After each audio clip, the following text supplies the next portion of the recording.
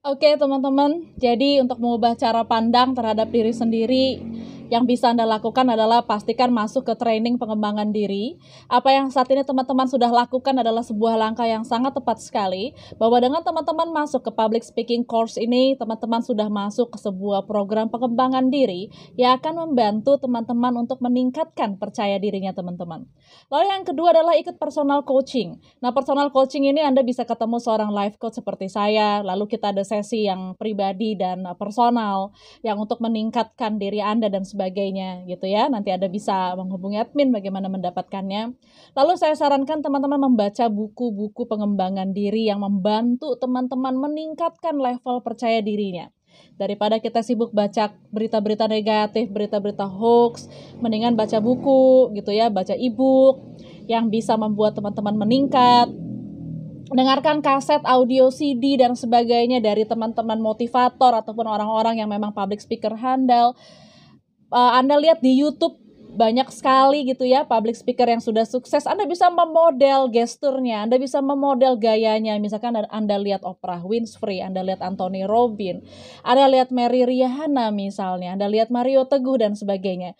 Lihat orang-orang yang gayanya tuh Anda rasa cocok dengan Anda, lalu Anda bisa memodel mereka. Nanti Anda akan mendapatkan sebuah pola Anda sendiri untuk Anda menjadi seorang public speaker di atas panggung. Tapi apapun itu, pastikan Anda memiliki percaya diri yang tinggi terhadap diri sendiri. Jadi dengarkan CD, audio, visual, dan sebagainya dari orang-orang yang sudah berhasil di bidang ini. Kemudian berkumpullah bersama dengan orang-orang positif.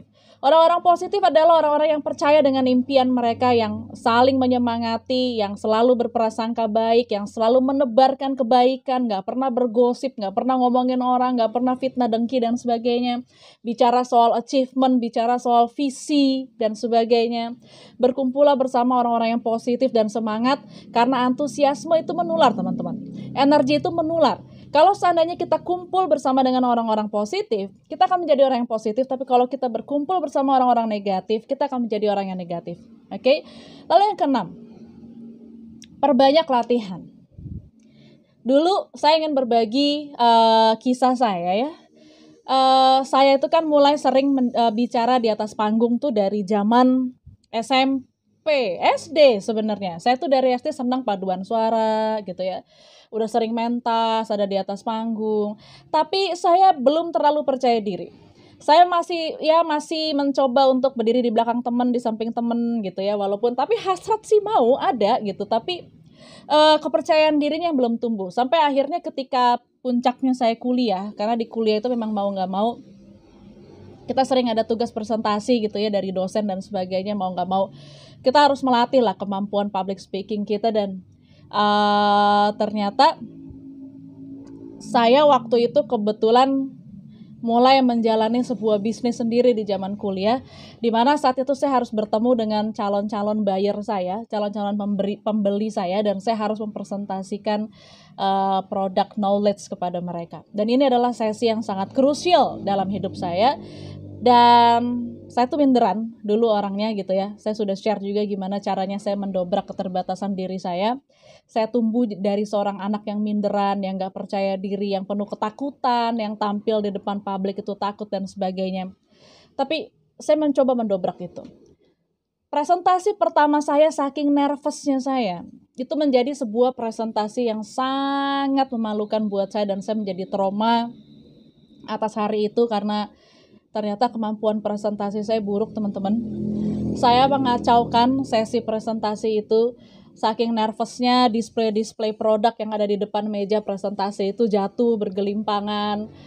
Saya sempat merubuhkan, Anda tahu flip chart yang papan tulis kecil yang ada kertas bisa dibalik-balik itu, namanya flip chart gitu ya.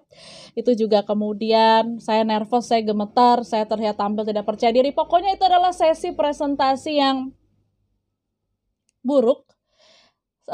Saya menghancurkan itu dan tidak ada closing pada hari itu, dan ada sekitar 15 orang yang pada saat itu mentertawakan saya, dan itu menjadi sebuah hal yang traumatis lah buat saya. Saya sedih, saya pulang gitu ya, saya sedih, saya nangis, saya mikir kenapa bisa terjadi. Tapi di satu sisi saya review, akhirnya dari semenjak hari itu saya bertekad untuk latihan. Pokoknya semenjak dari itu saya harus bertekad saya latihan. Caranya gimana? Saya lihat video, saya dengar kaset dari para presenter-presenter handal, saya lihat video-videonya mereka, para motivator-motivator handal, saya lihat bagaimana mereka bicara di depan panggung, kata-kata yang mereka pilih, gaya bahasanya, gesturnya, dan sebagainya. Lalu saya model mereka, saya memodel mereka. Saya lihat, saya tuh kebetulan suka banget dengan Anthony Robbins ya. Saya nggak tahu siapa idolanya teman-teman, siapa public speaker ataupun trainer yang memang idolanya teman-teman. Tapi kalau saya pecinta Anthony Robbins dan saya cinta mati sama dia, kenapa? Karena kalau Anda lihat penampilan dia di atas panggung, wow, itu memukau banget, gila banget. Anthony Robbins itu dahsyat banget. Dia kalau kasih seminar itu bisa audiensnya tuh 10.000 orang gitu ya, 5.000 orang sampai 10.000 orang. Dan semua audiens di dalam ruangan itu semua bergetar, terinspirasi oleh satu orang. Dia kan energinya memang luar biasa. Orang ini energinya luar biasa, percaya dirinya luar biasa, penguasaan panggungnya luar biasa. Saya ngefans banget, makanya saya belajar banyak dari beliau. Nah, teman-teman coba memodel siapa trainer ataupun pembicara di atas panggung yang menurut Anda itu keren banget dan cocok dengan gaya Anda model aja dia. Ya, lihat kata-katanya, lihat bahasa tubuhnya, lihat gesturnya dan sebagainya. Kemudian Anda mau latihan.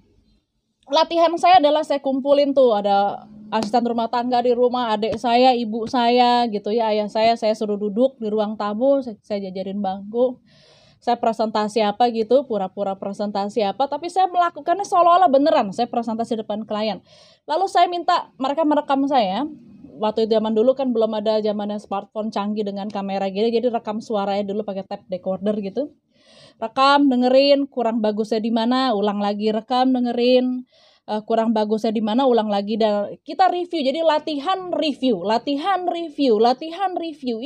itu aja terus. Nah, mulai dari hari ini saya sarankan ke teman-teman untuk coba mulai latihan. Coba bikin video, presentasi tentang apapun, materi apapun yang teman-teman suka. Lalu minta orang lain untuk mereview dari bahasa tubuh, dari intonasi, dari gestur, dan sebagainya. Oke? Jadi intinya banyak latihan, berani gagal. Berani gagal adalah salah satu kunci sukses menjadi seorang public speaker yang handal. Berani gagal, tapi coba terus sampai sukses. Kegagalan bukanlah hal terburuk, teman-teman. Hal terburuk adalah ketika teman-teman tidak pernah berani mencoba. Karena ketika teman-teman tidak berani mencoba, teman-teman tidak akan mendapatkan pencapaian apapun. Teman-teman tidak akan bertumbuh dari sesi apapun. Oke? Makanya ada sebuah pesan dari seorang wanita yang bijak, Eleanor Roosevelt, mengatakan, "Do one thing every day that scares you." Lakukan hal-hal baru setiap hari yang membuat kamu takut, maka di situ kamu akan bertumbuh. Oke, jadi teman-teman tetap semangat, latihan terus, latih terus percaya diri ya teman-teman, dobrak keterbatasan diri teman-teman, dan pilihlah untuk percaya bahwa teman-teman mampu untuk melakukannya.